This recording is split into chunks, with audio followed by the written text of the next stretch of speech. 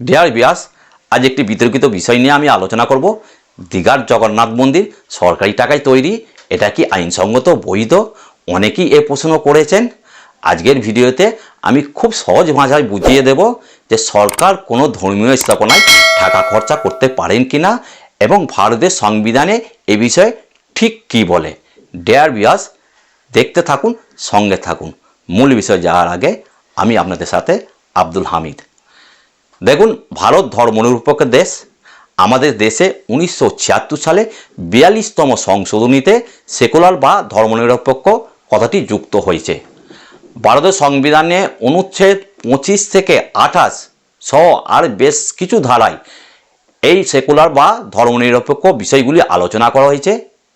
এই বিষয়গুলি হলো, রাষ্ট্রের নিজস্ব কোনো ধর্ম থাকবে না, রাষ্ট্র সকল ধর্মকে মর্যাদা দেবে এবং কোনো ধর্ম পালনে বাধা দেবে না, রাষ্ট্র কোনো বিশেষ ধর্মের প্রতি পক্ষপাত বা পৃষ্ঠপোষকতামূলক আচরণ করবে না।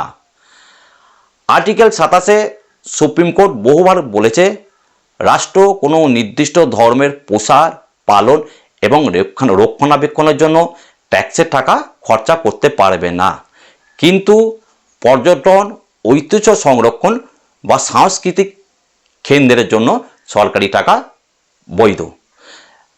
ডিয়ার ভিউয়ার্স, এবার আমি দেখে দেবো যে দীঘার যে জগন্নাথ মন্দির হয়েছে সেটা কতটা আমাদের ভারতের আইনসঙ্গত বৈধ। দেখুন, দীঘার জগন্নাথ মন্দিরটি যেটি হয়েছে তাতে খরচা হয়েছে আনুমানিক 200 থেকে 250 কোটি টাকা এবং দীঘার মতো গুরুত্বপূর্ণ জায়গায় জমি লেগেছে 20 থেকে 24 একর জমি। এটি তৈরি করেছে সরকারি সংস্থা হিটকোকে দায়িত্ব দেওয়া হয়েছিল এই কাজটি সম্পন্ন করার জন্য। দেখুন, এই বিশাল পরিমাণ টাকা, 200 থেকে 250 কোটি টাকা এবং দীঘার মতো জায়গায় 20 থেকে 24 একর জমি, এই বিশাল পরিমাণ টাকা, এগুলো কিন্তু ট্যাক্সের টাকা। এই টাকা হিন্দু, মুসলমান, খ্রিস্ট, বৌদ্ধ, জৈন সকলের টাকা। দেখুন, হতে পারত এই টাকায় একটা মেডিকেল কলেজের মতো স্বাস্থ্যকেন্দ্র কিংবা পিজির মতো স্বাস্থ্যকেন্দ্র, কিন্তু তা না হয়ে মন্দির, মসজিদ। আমার এ কথা বলতে দ্বিধা নেই এবং তৃতীয় হলো, এ কথাটা সত্য যে কোনো হিন্দু চাইবে না তার টাকায় কোনো মসজিদ হোক কিংবা কোনো মুসলমান চাইবে না তার টাকায় মন্দির হোক। আমরা চাই ধর্মনিরপেক্ষ দেশে সরকারের উচিত নয় মন্দির করা কিংবা মসজিদ করা কিংবা পুজো কমিটিকে টাকা দেয়া। এগুলো সরকারের, ধর্মনিরপেক্ষ দেশে সরকারের উচিত নয়। ধর্মনিরপেক্ষ দেশে সরকারের উচিত জনগণের স্বাস্থ্য, শিক্ষা এবং বাসস্থান এগুলো দেখা। দেখুন, আমাদের দেশে এখনও এমন 60 থেকে 65 বছরের বৃদ্ধ কিংবা বৃদ্ধা আছে যারা জলা জঙ্গল থেকে শাক সবজি নিয়ে বাজারে বিক্রি করেন দুটো অন্ন এবং একটু নুনের জন্য। তাদের স্বপ্ন শুধু দুটো ভাত, একটু নুন। তারা চায় না যে তাদের ট্যাক্সের টাকায় সরকার দীঘার মতো ঝাঁ ঝকঝকে মন্দির করুন। যারা চায় শুধু দুটো ভাত, একটু নুন। যেমন আমি এখানে বলি, স্বাধীনতার সময় কাজী নজরুল ইসলাম বলেছিলেন, ক্ষুধার্ত শিশু স্বরাজ চায় না, চাই দুটো ভাত, একটু নুন। তেমন আমরা বলি, আমরা দীঘার মতো আমাদের ট্যাক্সের টাকায় দীঘার মতো ঝাঁ ঝকঝকে মন্দির চাই না। আমরা চাই একটু বিদ্যুতের দাম কমুক, আমরা চাই বাজারে সবজির দাম কমুক, আমরা চাই বাজারে তেল, নুন, চাল, আটা দাম কমুক। এটাই আমরা চাই।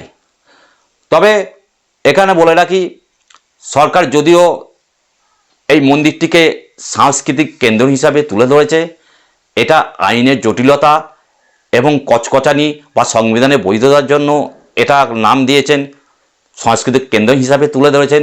কিন্তু আমার তো মনে হয় একটা পাগলও বলবে না যে এটা সাংস্কৃতিক কেন্দ্র, এটা মন্দির হিসাবেই ব্যবহার হয় যেহেতু আমাদের ট্যাক্সের টাকা। তখন একথা বলে রাখি যে এই দীঘার জগন্নাথ মন্দির নিয়ে মামলা দায়ের হয়েছে।